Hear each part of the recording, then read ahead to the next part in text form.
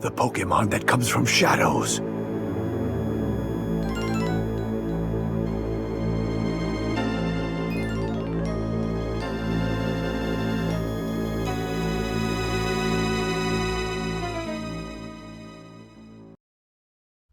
Welcome to my third video in this series. I went to the Stuttgart Regional Championship to continue my journey to the World Championships. I'll be going through the madness of team development leading up to this event, review useful gimmicks I use in competitive play, and explain the thought process in the battles. Event winners directly qualify for the World Championships. Since I won Frankfurt, that means I already am qualified. Still, I too am afraid to fumble. And while qualifying is no longer at stake, I still am in the race for travel pricing and medals. The big challenge this weekend, though, is how do I overcome Giratina's Nightmare Ferret? It was set to be the most used Pokémon in Stuttgart.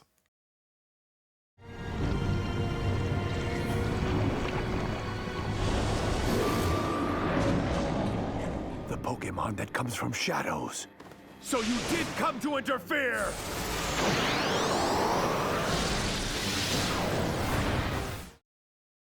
I cannot express enough how difficult team building was for this event. I made almost 20 drafts, and most of them had Giratina. The problem with using Giratina, or Ghost-type Pokemon in general, was that Ferret was on almost every team. It's an absolute nightmare to cover too, because its typing offensively and defensively is so good. The normal typing is only prone to fighting types, but it outputs consistent dark type damage with Sucker Punch. Since normal type double resists Ghost, it ensures Ferret eats Ghost type Pokemon for breakfast, lunch, brunch, dinner, and late night snack. And to make things even worse, the Grass type Charge Attack Trailblaze boosts its attack. That means that after devouring a Ghost, it will inflict even more damage on whatever comes in next. Here are some of the Ferret counters I considered. Fortress. Resist the charge attacks while dealing consistent fast attack damage. However, Altaria was on the rise, and Fortress is terrible against it since Altaria has Flamethrower. Wigglytuff. The fairy typing resists the Sucker Punch damage.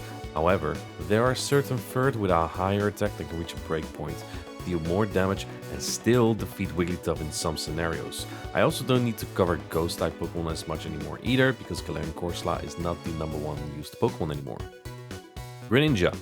Full Pokemon. Super fragile though, and not reliable into the mainstream core of Ferret, Altaria, and Stunfisk.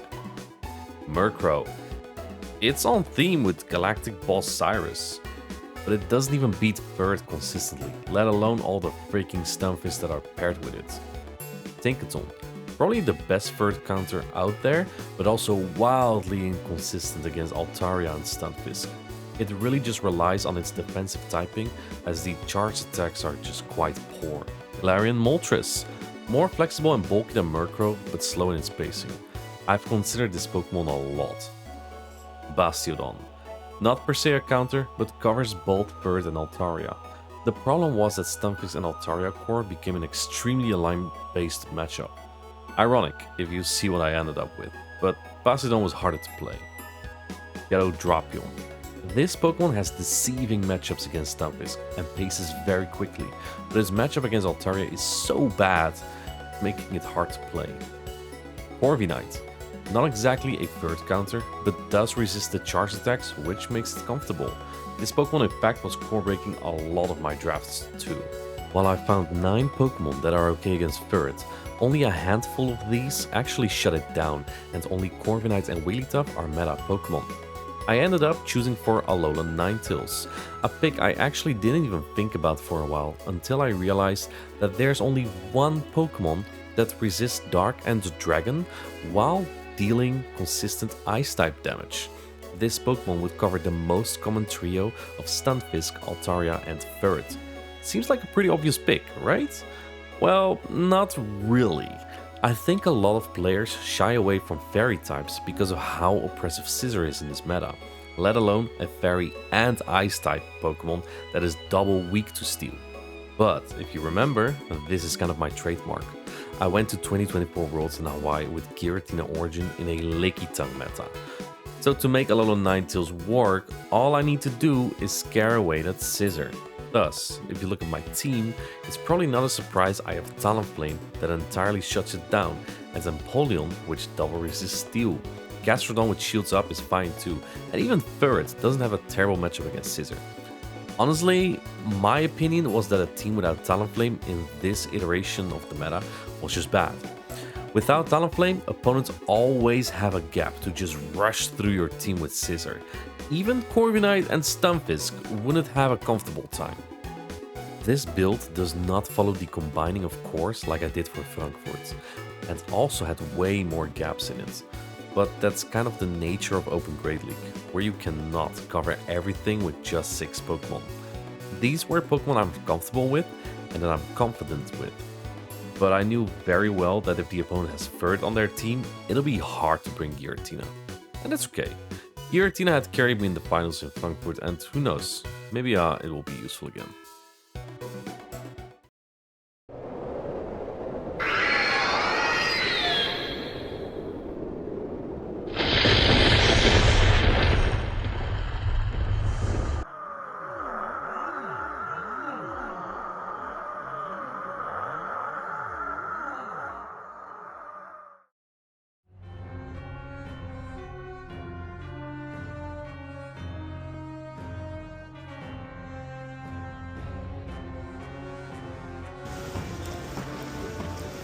Then I'm getting my wasted potential hoodie. Your wasted potential hoodie.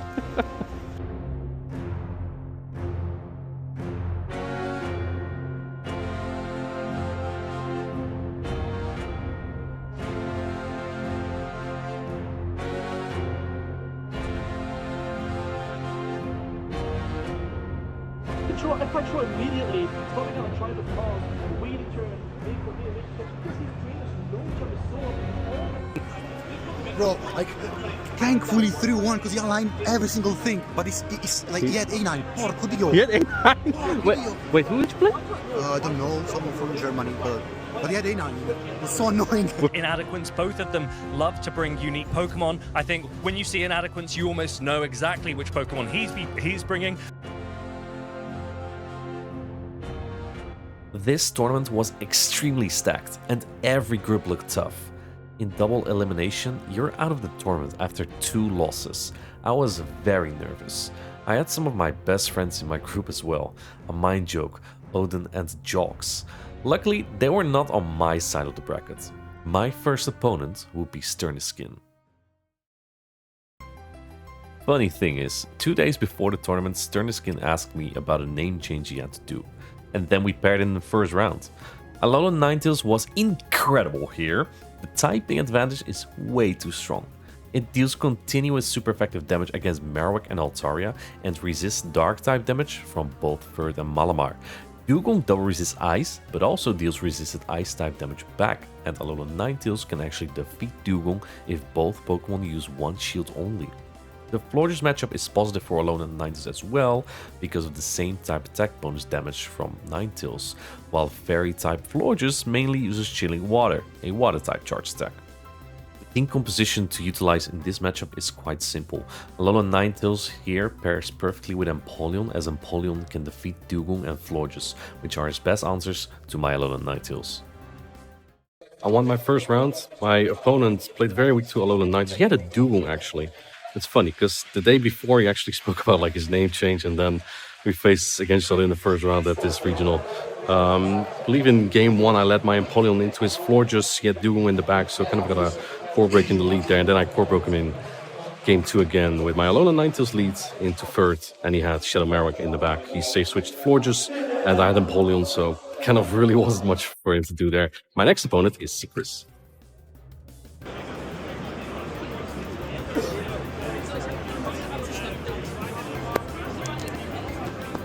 Well done, friends. Winner semis, huh? I played against Secris before, at Lille 2024. I had won 2-0 with Magnezone at the time, and I know he's a really good player, and his team is quite unconventional. I expect his Shadow Drapion to come out every single time, and it cores well with Galarian Corsola. The third Pokemon then likely is Corviknight or Altaria. My Empoleon is quite free, so that's what I'm going to lean into. And with shields up, Alolan Ninetales is fine against all his Pokemon, so I was planning on just entering with the same core that I trusted before. In round 2, I played against Secris, and he threw his first game really hard against me. You know, he did like 3 Astonish against my 2 Insert on Talonflame. Only need to get 1 move, and he knocked out with that. He got knocked out with that. And then, I got my Alolan Ninetales on his Altaria in game 2. It was kind of tough for him. Felt bad, but now we're winning semis. 1 more win, and we're in day 2.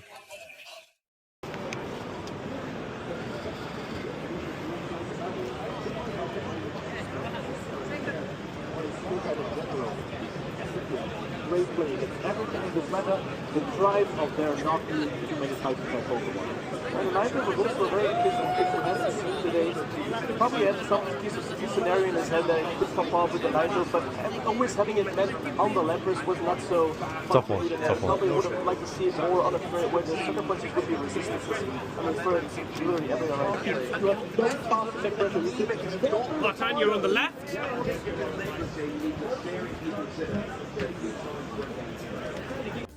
My first match on stream is against Bill. It's his first time on stage and he was quite nervous. The matchup was in my favor too. Alolan Ninetales had only 1 bad matchup and so did Empoleon. Ninetales covers the Unovan Stunfisk and Empoleon covers the Scissor, so they were very safe to play. Game 1. I caught Bill on a team mistake. He leads Altaria with Ferret in the back. Let me explain to you 2 variants of what we call the ABA strategy. ABA in this context is the order in a team. The A is weak to a specific Pokemon and the B is strong against it. If you read it like that, it sounds like a poor team composition, but there's a difference. The soft ABA is where a player stays in the lead against the Pokemon it's weak against because the matchup is only a bit bad and you can severely weaken the opposing Pokemon. Bill chose for the other variant. It's what I call the hard ABA. The lead matchup is unplayable, so you have to switch out. Either as in the other bad matchup, or you swap into the B and hope for the best. Bill swapped into the Dusknoir, but I had the Ferret for it. Dynamic Punch almost one-shots my Ferret, so I had to use a shield there.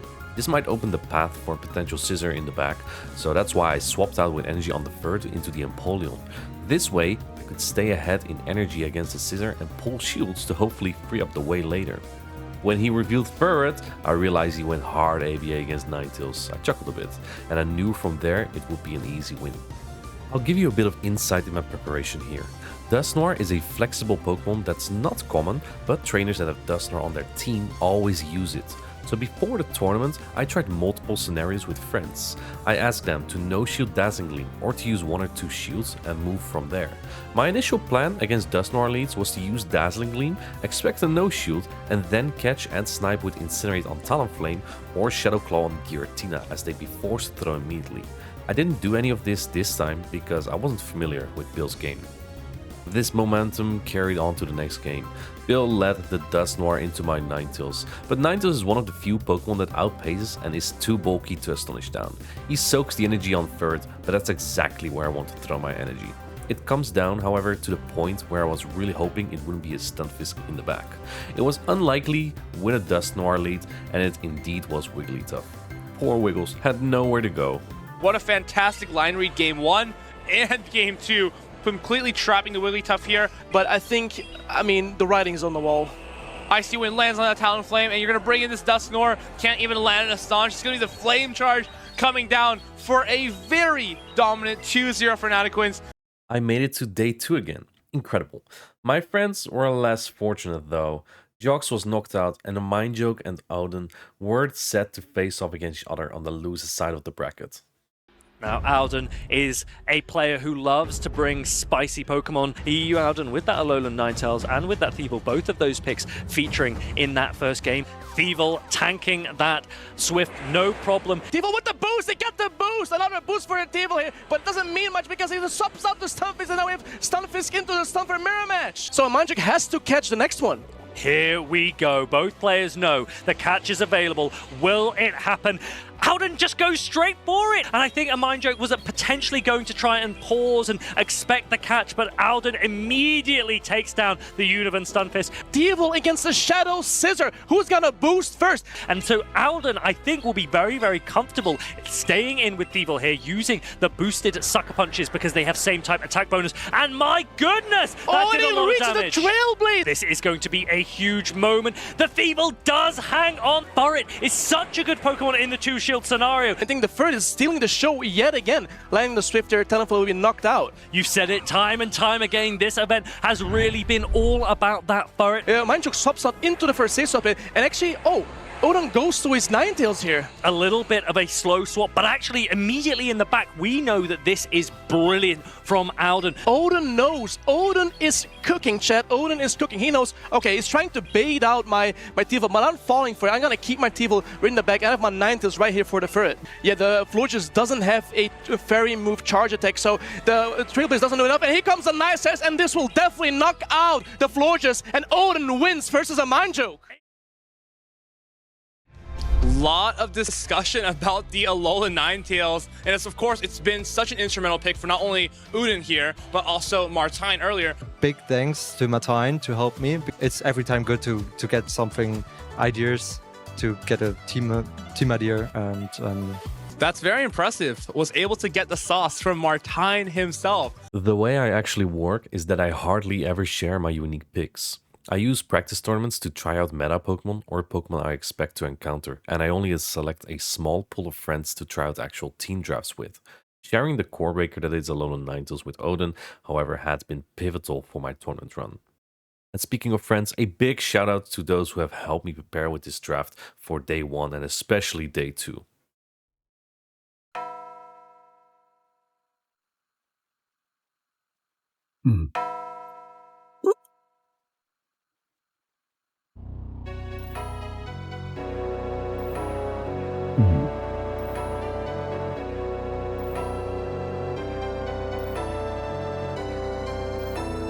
Team Galactic boss Cyrus is the main antagonist from the Diamond, Pearl and Platinum series, and a popular supporter card in TCG Pocket. Generation 4 was the last Pokemon series I've played before I picked it up again with Pokemon Go, and Platinum was my favorite at the time. The cover legendary Pokemon was Giratina.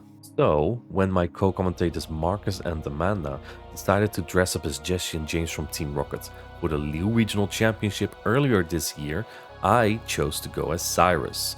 The cosplay was very simple to execute. A blue hair dye was actually a wax that was very easy to wash out. The outfit was a body warmer and I covered the brand logo with a drawn Galactic logo attached on top of a Pokemon pin. There wasn't exactly a special reason to cosplay Cyrus for this event, but since it was easy and my signature Pokemon by now for sure was Giratina, why not? So I brought the outfit in case I'd make to day 2, but day 2 was looking tough. This is the player Odin had lost to on the winner's side the day before. The final boss of my group was my good friend Strange Top. This Spanish battler knows the game well, but has an inconsistent record. This is his first tournament of this season and he starts off strong. One of the reasons is a Pokemon on his team that can defeat all of mine, Lapras. Lapras had fallen off lately, and I think it's mostly because Pokemon like Ferret, Stunfisk and Scizor are all over the place. Lapras doesn't have the same targets and flexibility it used to have, so it's not something I had on my list to team build against. I had done 3 hours of practice before this match. It started with an 0-3 against Martogalde, and I realized that I'm done for if I don't prepare something here. This is how I approached the match. First off, I analyzed what my opponent expects me to use to counter Lapras. That's going to be Ferret and Empoleon. Second, what are actually my best picks against the rest of the team? I might not need to play for switch advantage if I get lucky with alignment against Lapras. And last, which Pokemon can potentially break his team up with a shield or energy advantage? I came to the conclusion that a combination of Empoleon, Alolan Ninetales and Shadow Talonflame in any order had the best odds. While Ferret does look neutral into a lot of his team, a combination of Scizor, Lapras and Altaria would simply just overrun the slow damage output of Ferret. I needed hard hitters, and I believe these Pokemon were my best chances for victory. But in which order?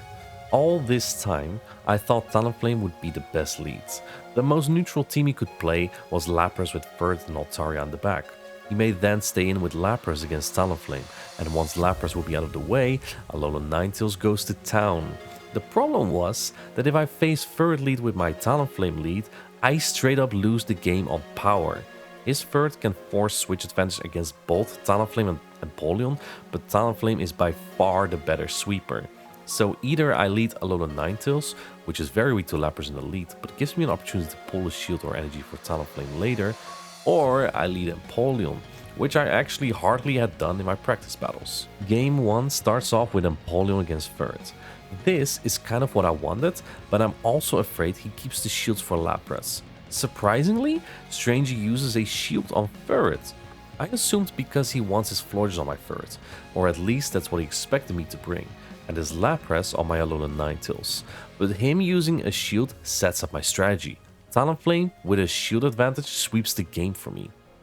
Now, an Adequance is bringing in the Alolan Ninetales. Question 1, can he get the farm down? Question 2, where's this energy gonna go? It cannot get the farm down. Swift number 2 gonna be reached on this Alolan Ninetales. And now, gotta put it on the back of this Shadow Talonflame. Dazzling Gleam gonna be thrown out here by Inadequance, and an immediate pivot to the Talonflame afterwards. You have so much damage with Incinerate. This is Inadequance's win condition.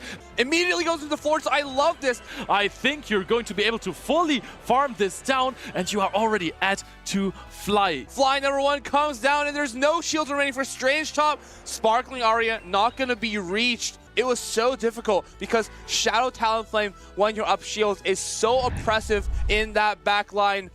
I knew I made the right choice bringing Talonflame, even when it doesn't even look great into the Pokemon Strange was likely to bring. You could argue that one of Talonflame's best matchup here is exactly that Lapras.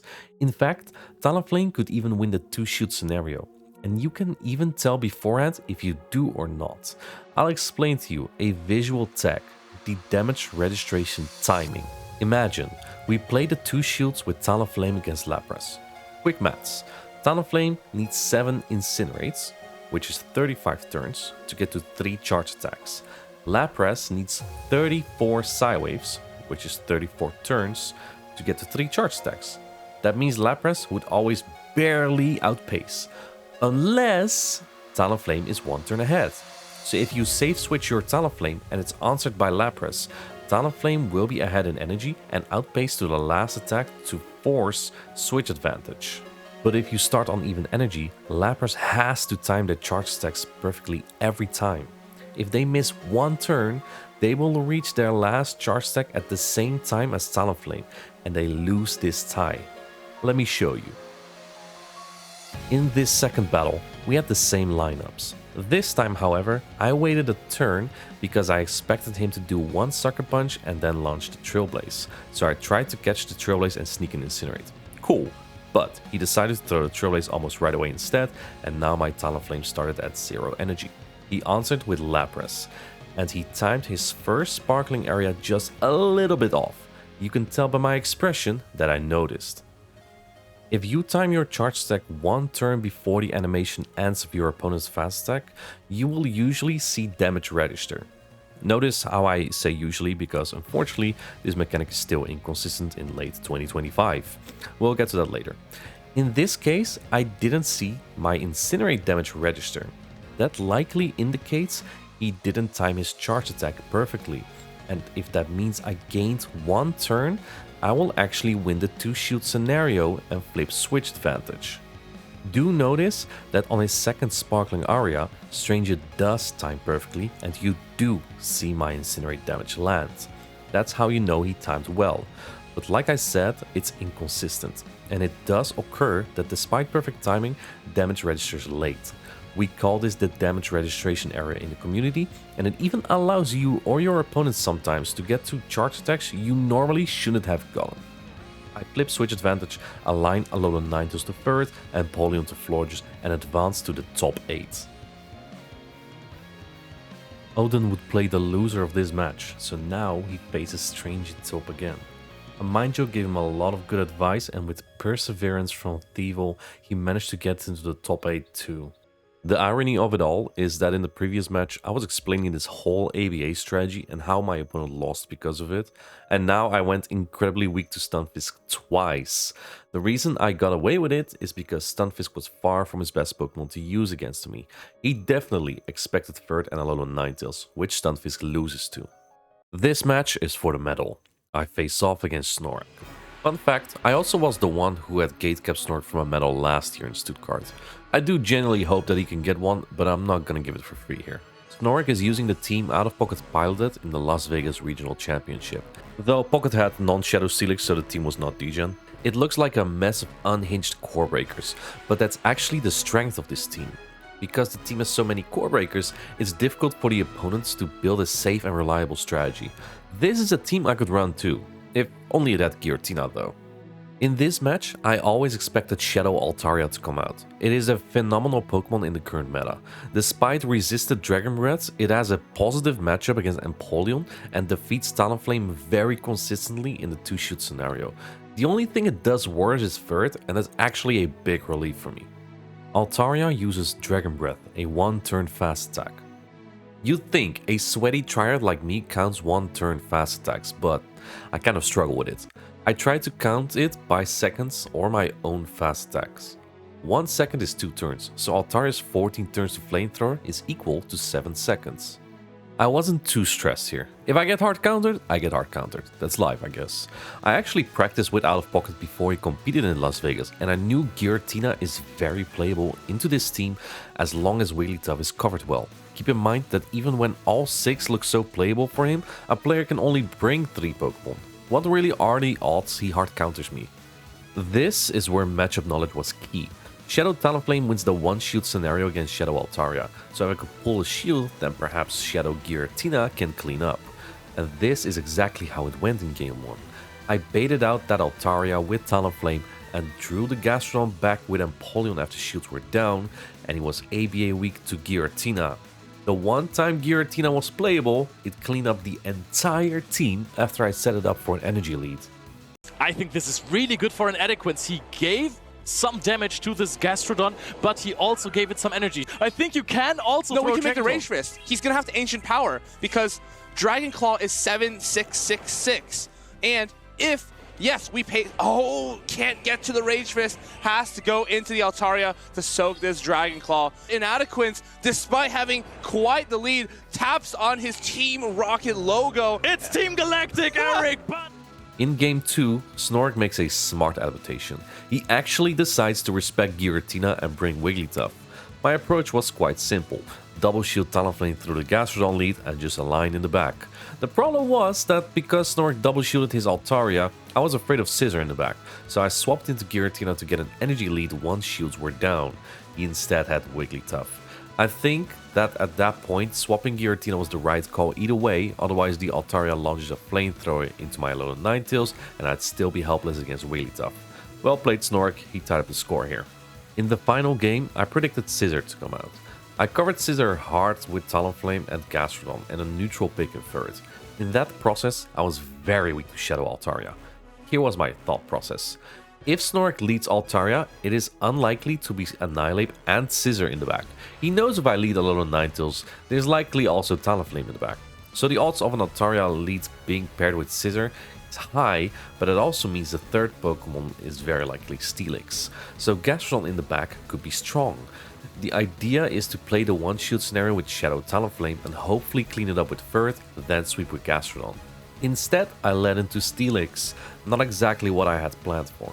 My immediate first thought was that I needed energy to defeat Shadow Altaria, so I went for 3 Incinerate and get Steelix low. His energy wouldn't do much anyway to my Talonflame, and then I throw in Furt and see what happens. Fortunately, Snork brings in Altaria, and this frees up my Gastrodon a lot. I think the reason why he brings in Altaria is because he's thinking it's Alolan Ninetales in the back to cover Talonflame against Altaria. I knocked down the Altaria with Furt, draw out the Steelix again with Talonflame as soon as I saw Scissor, and then cleaned up with Gastrodon. I saw some comments in the chat that the no-shield on the Ninetales was diabolical, unnecessary or a flex, but the truth is, it straight up wasn't necessary to shield. Furt had about 30% HP and 3 Sucker Punch loaded, and I was very certain that about 3 or 4 Sucker Punch plus Swift would knock out regardless. This win guaranteed me another top 3 medal. Snork would have to defeat Emmy Weedle after this, who was on an insane losers run. Emmy Weedle hasn't had a strong performance in a while, but he was showing up again on semi-home turf, and that left Snork again without a medal. Top 5 is a ridiculously good performance regardless though. That is also where Odin's journey ended. He lost to Tonton Bateus and his Shadow Dragonair. It's now up to me to carry Alolan Ninetales and Shadow Talonflame to the victory.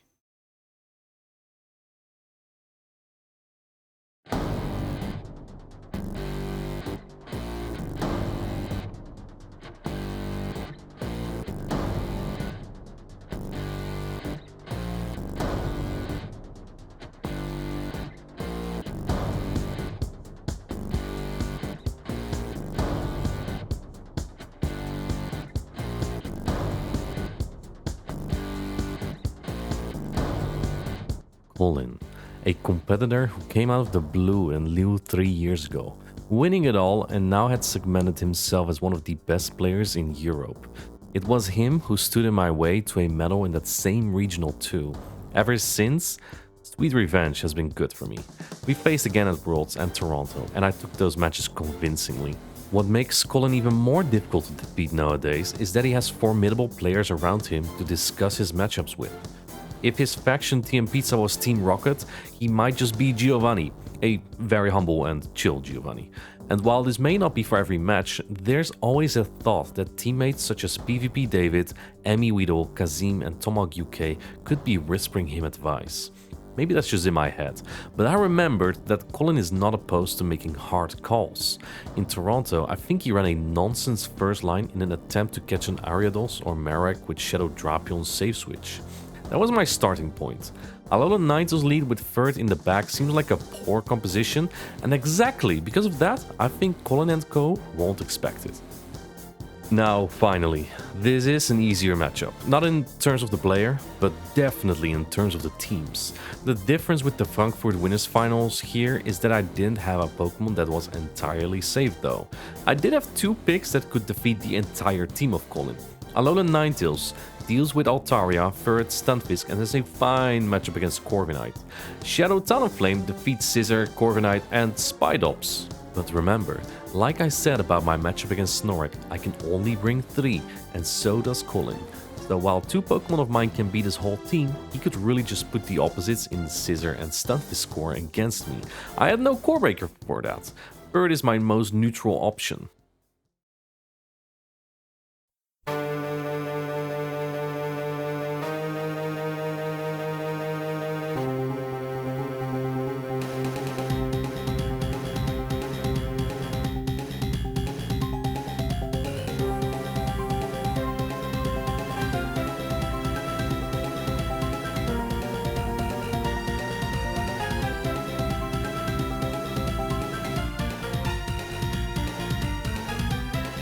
This first battle is a very important battle because we're going to see more of this. Talonflame is a big evil bird and Colin probably respects it. Alolan Ninetales doesn't look that dangerous and it shows in the first game. Colin goes pretty soft with it in all 3 Pokemon. The good thing is that Colin doesn't really know how to play this matchup. The bad thing is that I don't know the full potential of it either.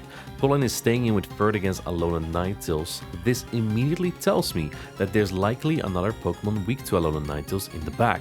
Because Colin goes for 2 Swifts here instead of Trailblaze and Swift, I have more time to build up energy on my Ninetales. Alolan Ninetales can win the Zero Shield here and come out with another Weather Ball. I make a rare mistake here, however. I anticipated Altaria in the back and wanted to save Ninetales for it, but swapping Empoleon into the Corviknight meant I drew out Stunfisk, and letting the Mud Bomb go was a really bad choice. This allows Stunfisk to farm down my Empoleon. The endgame is tedious. Perhaps there were multiple win conditions, but this went wrong from the start. Back to the drawing board. My next approach is to counter Stunfisk entirely. If I lose the lead or switch advantage, there's no way he'd ever bring it into my Furret or Alolan Ninetales, so I'd always have it on the Gastrodon. But Colin plays, in my opinion, his safest line. Lead strong into Alolan Ninetales, baits out with Furret, sweep with Altaria. And he plays it smart. He chips my Furret and I'm basically forced to swap in Ninetales. I didn't want to because I predicted Altaria in the back, but Scizor was too healthy to even keep Ninetales around. My win condition was that there is indeed a Stunfisk in the back, but it wasn't. brings on his scissor and actually on an eloquence up throw the weather ball immediately, knowing that okay, I don't want to take any bullet punches, and this weather ball might be enough to take out. It doesn't take out, which means that bullet punch landed. That did a massive amount of damage. And Inadequate knows this is not the alignment that he wanted. Altaria comes through and Gastrodon is forced to mud slap away. I think Inadequate recognizes that there's not a lot he can do. He's not going to waste any time. He's allowing this Sky Attack to land. If I remember correctly, it was myself and Leo who started naming Colin the final boss whenever he was competing, because he became the player to beat if you'd want to win a tournament, and he was holding true to that name. I am 0-2 down against Colin and I need to think of something. Perhaps it's just best to stick to my best sweeper, the Pokemon that so far hardly stood out to people but has been on all my winning teams. On the brink of defeat, I lose the lead with my Ninetales and Spidops, and to make things even worse, I try to catch a Charsec on Empoleon in an attempt to bait out Stunfisk, but also to keep energy in case I need to win Charsec pretty tight against Altaria or Stunfisk later. The energy on Spidops is incredibly dangerous for Talonflame, however. Colin lets Switch Advantage go, and I have to make a prediction on what is in the back. I thought it has to be Shadow Scissor if he's not fighting for Switch Advantage, so I sent Alolan Ninetales back into Spidops. This is almost a waste of all of this damage and energy because Shadow Sizzle could have bullet punched down the Alolan Ninetales anyway. I think as soon as this Shadow Talonflame comes in, Colin will know that it's a tricky situation. The problem here is that Colin isn't going to be able to reach 2 attacks, and I think Colin recognizes that Shadow Sizzle could be in trouble, but he's not going to give that away yet. Will this be enough? I don't know if it's going to be enough. Eloquence is looking like, I know my matchup, I know we're going to survive this, and he survives with a sliver of HP and gets a farm down and gets a double flame charge for the Spidops. The comeback now begins. Colin, as polite as he is, wished me good luck, and I told him that he will need it more as I let Talonflame into Scissor. Momentum swings in my favor. This time I paired Talonflame with 2 strong answers to Stunfisk, and it's counted Colin just perfectly. Talonflame on Scissor, Alolan Ninetales on Ferret, Ferret on Stunfisk. Now, the score is tied. For the last battle, I decided to take a risk. Play ABA Weak to Stunfisk. I noticed that Colin never leads it, because he keeps relying on his Ferret. If he brings Stunfisk, he usually brings it with a Ferret lead. And remember how I forced my way through the tough composition of Strange? I apply the same strategy here. All in on Talonflame. With a shoot up, it can even defeat Stunfisk. Ninetales lead, so this is a good situation for that Ferret. We're looking at that backline immediately, and we can see Univan Stunfisk and Corviknight. Colin already putting up a shield against this Ferret. Okay, so we know that Colin's going to have alignment, but he's not going to have shield parity. As soon as the Corviknight comes in, Talonflame is going to meet it, and now Colin meets it with that Univan Stunfisk. The problem is that Talonflame with 2 shields and Flame Charge Incinerate potentially can just bully its way through this matchup. It looks like the Univan Stunfisk goes down, and now 2 weather balls reach on Eloquence side, and I think the Eloquence is gonna win. He knows, Chad. He knows he's nodding. He's looking at Colin 6. He's talking to Colin 6, knowing I got you, little bro. I got you. When I was 0-2 down, I thought it was over. Reverse sweeping Colin. It's not easy, even with this team advantage. He would now face off against Boom 20, a rematch from the Gdansk Losers Finals.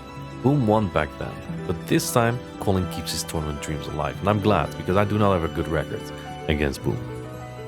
3 seasons in a row, Colin and his team have dominated Stuttgart. Emmy Weedle won 2023, Colin won 2024, and PvP David won 2025. I can break this streak. Alolan Ninetales has been pivotal and was brought out more than any other Pokemon on my team this run, but the Pokemon that had really caught opponents off guard was Shadow Talonflame. 75% of my Protect Shields were used on my closer this weekend, and it had 35% of the knockouts to its name.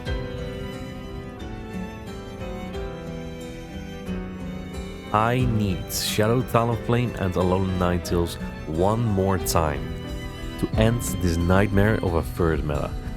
This is for all the Giratina who come after. These are the exact same lineups as Game 1 of the Winners Finals, but I learned and adapted. This time, instead of swapping into Empoleon, I stayed in with Alolan Ninetales into Corviknight. Sand Attack is a weak fast attack and deals almost no damage from Corviknight. Alolan Ninetales now gets the 2 weather balls, and at this point I just align third on what is likely to be Altaria or Stunfisk in the back. Colin recognizes his backline lacks power and he concedes. He substitutes Stunfisk for Altaria, which is exactly that power he needs. But with the same lead, Alolan Ninetales is putting a dent in his line again. I too have brought my firepower. Instead of closing out, third now only has to support Shadow Talonflame to sweep. Colin makes it close by getting to a payback I think Talonflame would hang on to regardless, but I sniffed it out and I melt the remainders of his line. Puts up a shield! Shields the payback and adding...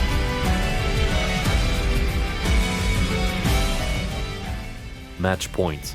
I didn't want to lead Alolan Ninetales again, but I also didn't want to lead weak to Stunfisk, just in case he now thought I'm not going to lead Ninetales. So I went in with Third.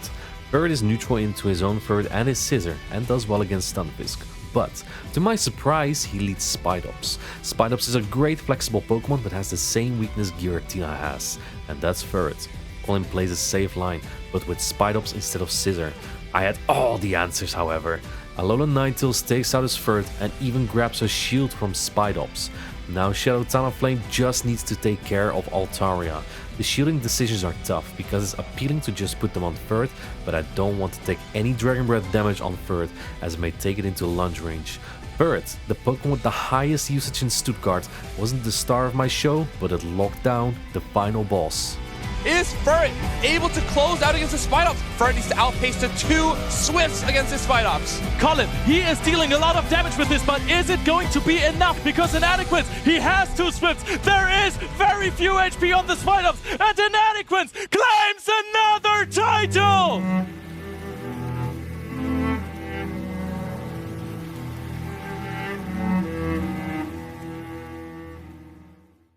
To win the 2 regionals I've competed in so far this season, who would have thought? It's always a firestorm in my head, and the pressure of my own expectations is what keeps me anxious. But this trip and this cosplay was a huge success. Hopefully next time I can show some more of my favorite Pokemon again, whether that's in altered or origin form. The pose was perfectly captured and posted on the Play Pokemon X account, and it was one of their most viewed to date. A retweet went pretty viral, especially amongst the TCG and VG community. Thank you for watching, and I hope you enjoyed this video. Let me know in the comments what you thought of it, and also what you thought of the footage, because this time I used meta glasses, which have like a camera in them, and I just wanted to show a kind of unique perspective. I couldn't film everything though, because you're not allowed to record around staff area and also at the tables. So in case you want to use them yourself, make sure you check like 5 times with the staff and tournament organizers before you start recording with your glasses. Thank you for watching. I'll see you in the next video. Bye. Alejandro, what do you think of pizza? It's a good food. People usually think that it's a junk food, but usually in Italy it's not, because they prepare it with really good ingredients. Okay. Will you get me Italian pizza? Everyone? Yes. So you are in winner round 4? Yeah. Okay, so you owe me a pizza. No. I lost. No, but you are Italian. You know the pizza places. Okay, I select the place and you pay for me the pizza. I'll think about it.